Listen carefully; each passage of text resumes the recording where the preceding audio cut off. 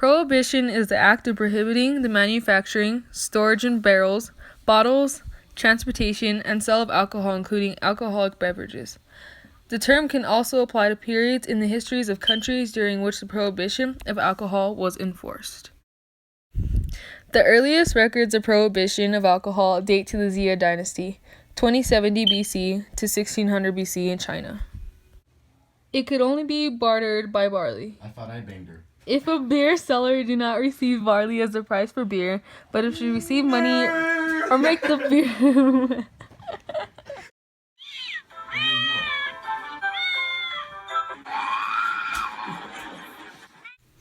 After several years, Prohibition became a failure in North America and elsewhere, as rum running became widespread and organized crime took control of the distribution of alcohol. Distilleries and breweries in Canada, Mexico, and the Caribbean flourished as their products were either consumed by visiting Americans or illegally exported to the United States. Chicago became notorious as a haven for Prohibition dodgers during the time known as the Roaring Twenties. Prohibition generally came to an end in the late 1920s or early 1930s in most of North America and Europe, although a few locations continue. Prohibition of alcohol. Periods in several countries during which the manufacture, transportation, import, export, and sale of alcohol beverages is restricted or illegal. In the Quran, Surah 66 Tahrim is generally translated as prohibition. On January 16, 1920, scores of thirsty Americans took to the streets to buy their last legal drinks from liquor stores and saloons. The United States officially became a dry country the following day, when the 18th Amendment outlawing the manufacture, sale, or transporting of intoxicating liquors took effect. Despite coming on the heels of decades of pro-temperance furor, the amendment and the accompanying Volstead Act proved wildly unpopular among many Americans. Alcohol continued to flow like water in the big cities, and gangsters, bootleggers, and ordinary citizens alike all floated the law until its repeal in the late 1933. 95 years after its inception, learned 10 fascinating facts about America's nearly 14-year noble experiment in alcohol prohibition. World War I helped turn the nation in favor of prohibition. Prohibition was all but sealed by the time the United States entered World War I in 1917, but the conflict served as one of the last nails in the coffin of legalized alcohol. Dry advocates argued that the barley used in brewing beer could be made into bread to feed American soldiers, and the war ravaged Europeans, and they succeeded in winning wartime bans on strong drink. Anti-alcohol crusaders were often fueled by xenophobia, and the war allowed them to paint America's largely German brewing industry as a threat. We have German enemies in this country too, one temperance politician argued. And the worst of all are German enemies, the most treacherous, the most menacing, and Pabst, Schlitz, Blatz, and Miller.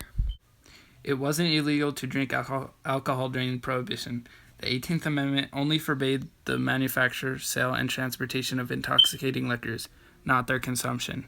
By law, any wine, beer, or spirits American had stashed away in 1920 were theirs to keep and enjoy in the privacy of their homes. For most, this amounted to only a few bottles, but some affluent drinkers built cavernous wine cellars and even bought out whole liquor stores' inventories to ensure they had healthy stockpiles of legal hooch. Some states refused to enforce prohibition. Along with creating an army of federal agents, the 18th Amendment and the Volstead Act stipulated that individual states should enforce prohibition within their own borders. Governors resented the added strain on the public coffers, however, and many neglected to appropriate any money toward policing the alcohol ban. Maryland never even enacted an enforcement code and eventually earned a reputation as one of the most stubbornly anti-prohibition states in the Union. New York followed the suit and repealed its measures in 1923, and the other states grew increasingly lackadaisically as the decade wore on. National prohibition went into legal effect upon of 16 years. Maryland Senator William Campbell Bruce told Congress in the mid-1920s, but it can be truly said that all except to a highly qualified extent, it has never gone to an practical effect at all. Drugstores continue selling alcohol as medicine. The Volstead Act included a few interesting exceptions to the ban on distributing alcohol. Sacramental wine was still permitted for religious purposes. The number of questionable rabbis and priests soon skyrocketed, and drugstores were allowed to sell medicinal whiskey to treat everything from toothaches to the flu. With a physician's prescription, patients could legally buy a pint of hard liquor every 10 days. Many speakeasies eventually operated under the guise of being pharmacies, and legitimate chains flourished. Winemakers and brewers found creative ways to stay afloat. While many small distilleries and breweries continued to operate in secret during Prohibition, the rest had to either shut their doors or find new uses for their factories. Thousands died from drinking tainted liquor. Enterprising bootleggers produced millions of gallons of bathtub gin and rot good moonshine.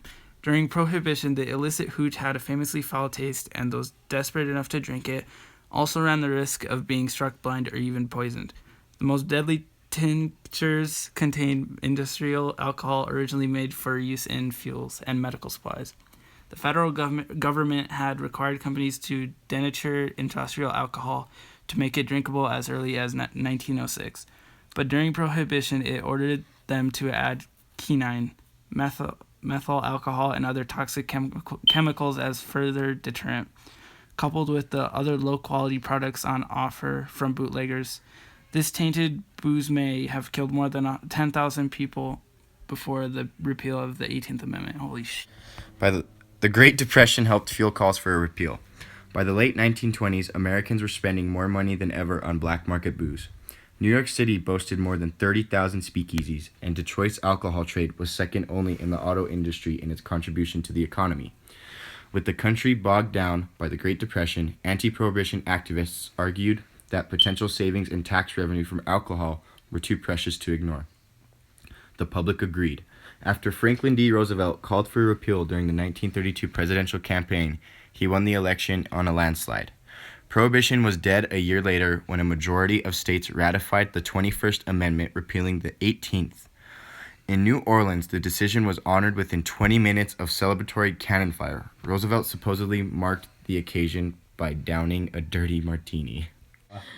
Drinking decreased during Prohibition. The Roaring Twenties and the Prohibition era are often associated with unchecked use and abuse of alcohol, yet the statistics tell a different table. According to a study conducted by MIT and Boston University economists in the early 1990s, alcohol consumption actually fell by as much as 70% during the early years of the Noble experiment.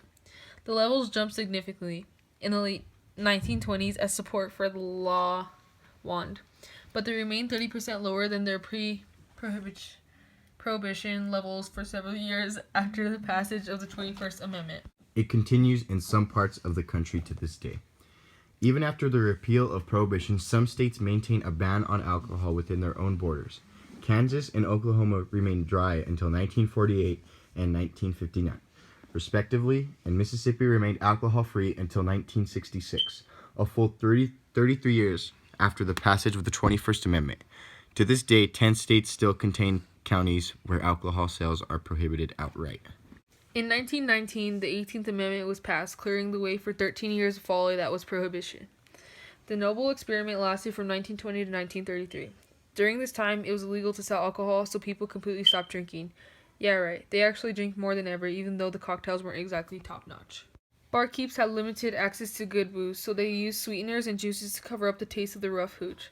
A few cocktails from the era survived, having been lovingly restored in the best mixology joints around the country. Here are 10 of our favorites to sip on while channeling your inner Nucky Thompson from HBO's Boardwalk Empire. The French 75, the South Side, Sidecar, Daubonnet Cocktail, Mary Pickford, Tuxedo 2, Ward 8, the Bee's Knees, Bacardi Cocktail, and the Highball.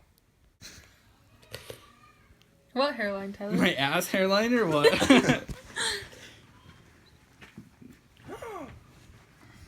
He's so big. Look how big his head is. Tyler, this is about how you look. This is what you look like. I know, you just said it. Wait, I did? Wait. Hold on. Dude, This presentation was presented by Angelique Stevens.